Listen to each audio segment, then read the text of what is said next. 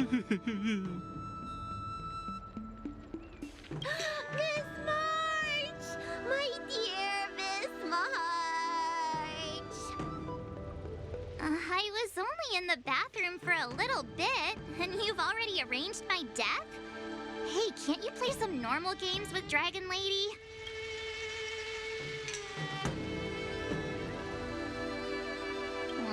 Thanks a lot for that. All right, enough playing. It's time to visit my masters. The infirmary is right over there. You can go by yourselves. Oh, come back and visit me when you have time.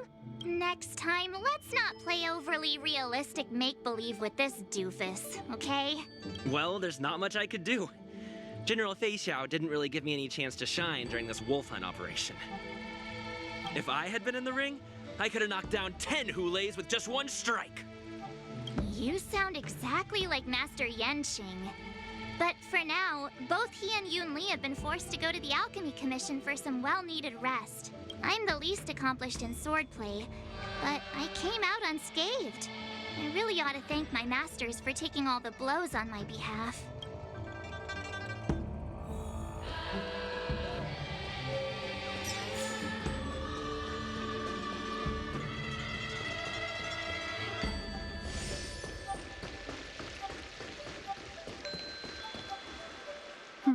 Look who's here. The beloved Trailblazer and the charming March 7th. You came to the Alchemy Commission today. Oh, I get it. You are here with March to visit her masters, aren't you? Exactly. How are my masters doing at the moment? Unfortunately, only one master is here. I'm doing fine.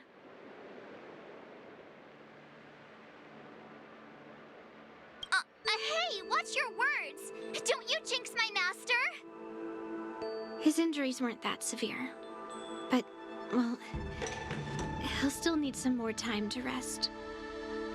Considering the intense battle with Hulei, and then with General Fei Xiao, the rigorous sparring session with her, his small body couldn't take it anymore. Master Yun Li, didn't you also engage in combat? The little babies from the Lofou just don't have the resilience that us kids from the Juming have. I heard from Modza about the tough battle against the wolf troopers. You fought alongside Modza. Did you get hurt? I can guess why. General Fei Xiao is just too strong. Yun Li, go and lie down. Got it, Lingsha. What about that smiley fox healer and the guy with the hood? Thank goodness you and the others found Yao Cho. He lost a lot of blood and needs to rest properly. He and Maoza are seriously wounded. I've had to forcibly confine them to the Alchemy Commission. All three from the Yaoqing are critically injured. But fortunately, the Xianzhou Laofu has a miraculous healer lady. It's a silver lining in this misfortune. It looks like the entire delegation from the Xianzhou Yaoqing is gathered at the Alchemy Commission. Why don't we go see General Fei Xiao and bring her some fruit? I would normally say no, because they need to rest. But alas, what can you do when the two of them have a leader who's just as restless? General Fei Xiao just slipped out of the recovery room. She thinks she's so sneaky, but I know everything that happens in the Alchemy Commission. If you're looking to meet her, the luminescent depths might be your best bet. I spotted her heading that way earlier. The sound of those footsteps. They must belong to General Fei Xiao. Out and about, despite the doctor's orders. What a coincidence. Someone else who refuses to listen to the doctor's orders. Well, being a doctor myself, I don't think my knowledge of my own body is inferior to the Dragon Lady's. The healer does not heal himself. Don't try to act tough in front of me. I'm sorry, Jiao Cho. I didn't expect you to use poison that way. What a miscalculation. If only I'd found you sooner. If only I hadn't sent you to the shackling prison. The way you're speaking, is this really the Fei Xiao I know? Or could it be a Borisin assassin, imitating your voice to take my life?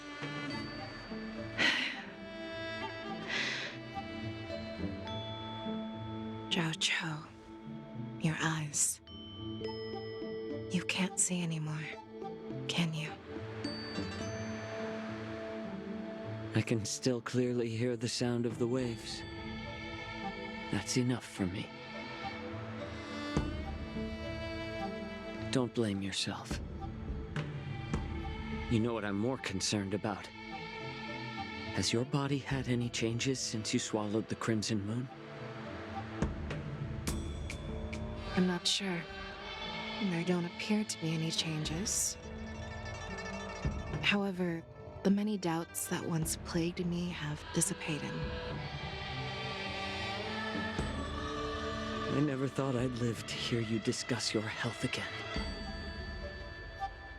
But thanks to Morza and that child, the price I've paid seems trivial compared to what we've achieved.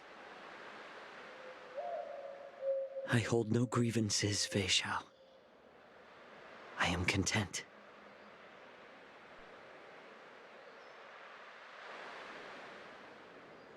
I don't know how to offer words of comfort, nor do I know much about curing others' ailments. I am just a warrior, so my pledge to you is simple. An eye for an eye. So you were here too. In this vast universe, there's bound to be someone who can heal your eyes. I'll find them. But until then... The threat behind all this chaos needs to be dealt with. You must already have some ideas. Let them out. The resurgence of the Sanctus Medicus and the gathering of the Borisin are merely distractions orchestrated by an unseen force, meant to divide the Alliance's attention. Unfortunately, they picked the wrong fight this time.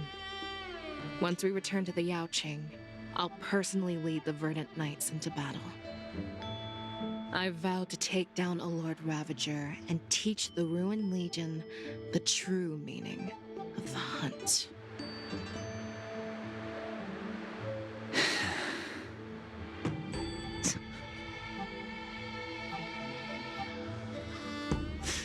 I knew it.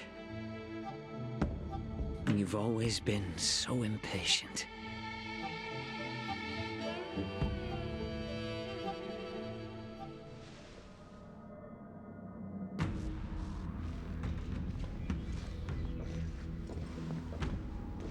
I apologize for my tardiness once again.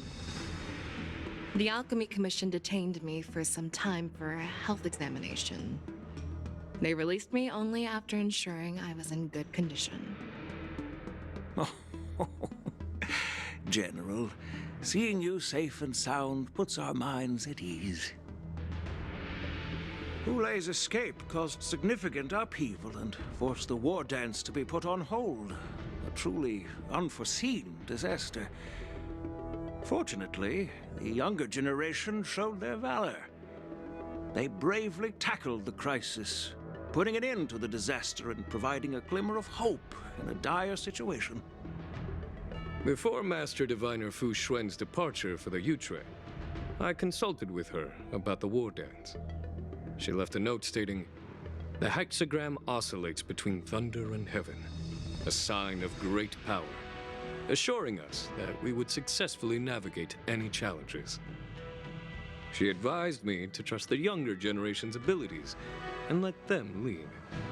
Her predictions, it appears, have come true.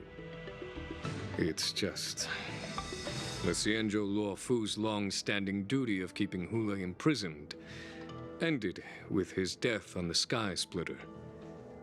This event is likely to bring much criticism from the Alliance's upper ranks. However, Hule's demise might actually be a blessing in disguise.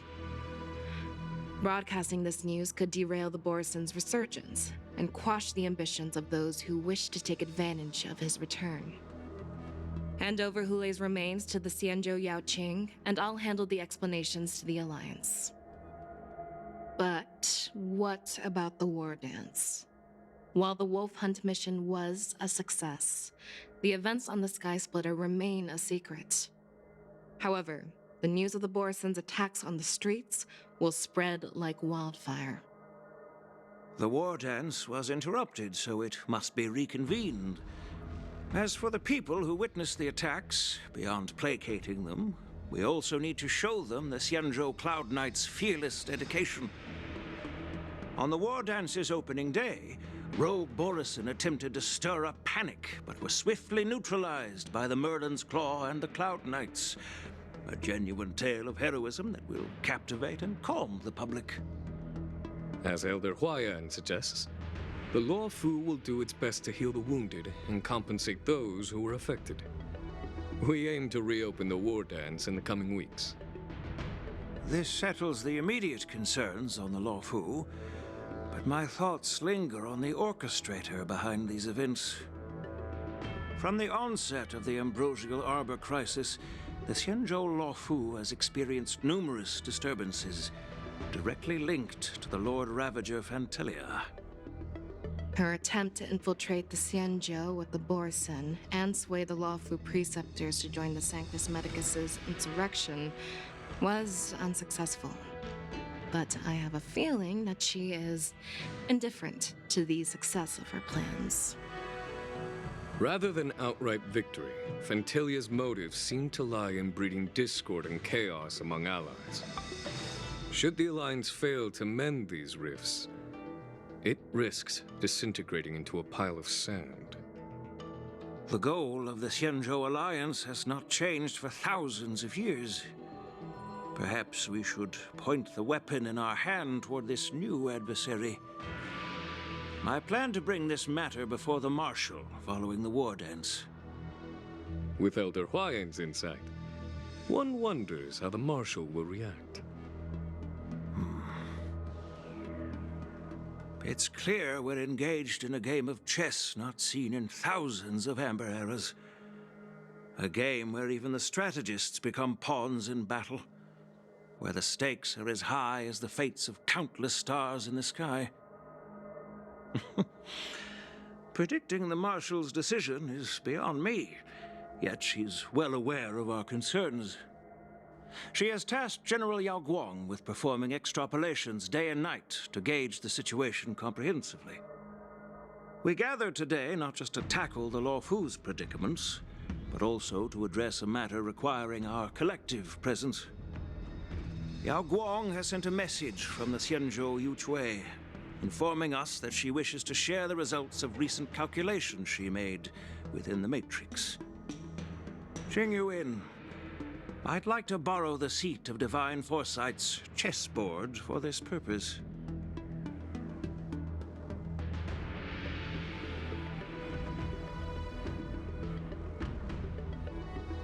Hello, everyone. It's been a long time. Over 3 decades have passed since we last convened. I've dearly missed each of you generals during this time. Was the Seer strategist thinking of us or thinking of the fates we're destined for? The Merlin's Claw. As blunt as always. Though, not everyone's cup of tea, huh? You once told Jing Yuan, you were lucky that I'm the one who came this time. If it were the Seer strategist, this conversation might not be so friendly. I'm intrigued. Did the conversation really come to pass? I've never heard anyone mention that the Decalite reflection barrier could eavesdrop on even the quietest whispers. It appears that the Marshal sent not just 2 generals to the Lofou, but an uninvited 3rd guest as well.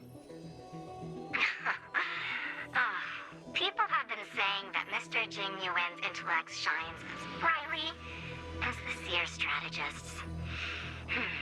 With the Lofou caught in such strife, the Yuchwei couldn't just stand by and watch. Seer strategist, our time with the Yellow Bell is limited. Let's get straight to the point. Alright. Thanks to Mr. Jing Yuan, the interrogation of the two prisoners on the Yuchwei has concluded. Mr. Jing Yuan's speculations were correct. Of the crimes they confessed to, planting a Stellaron on the Lofou was a complete fabrication meant to mislead. Their real aim was to secure a meeting with the Marshal to present their Godslayer protocol, a strategy they firmly believe in. And what was this grand strategy proposed by Jing Liu and that traveler? The narrative they painted was vast and difficult to put into words. It all revolves around the coffin of the blonde traveler. To be precise, it's the remnants of the propagation. The remains of the swarm author? More accurately, it's a fragment of the divine body. In the future they depicted, this fragment serves as the final nail, sealing the fate of the plague's author and securing its doom. Before reaching that point, battling the gods necessitates a larger alliance. Hence, they sought out an ally for the Xianzhou.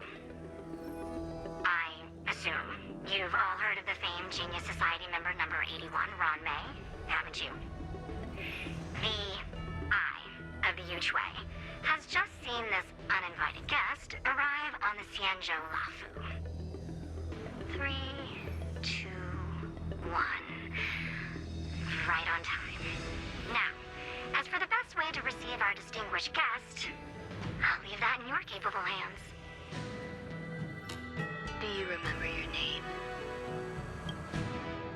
My name is Ting Yun. I serve as an ambassador of the Whistling Flames Merchant Guild on the Xianzhou Lofou.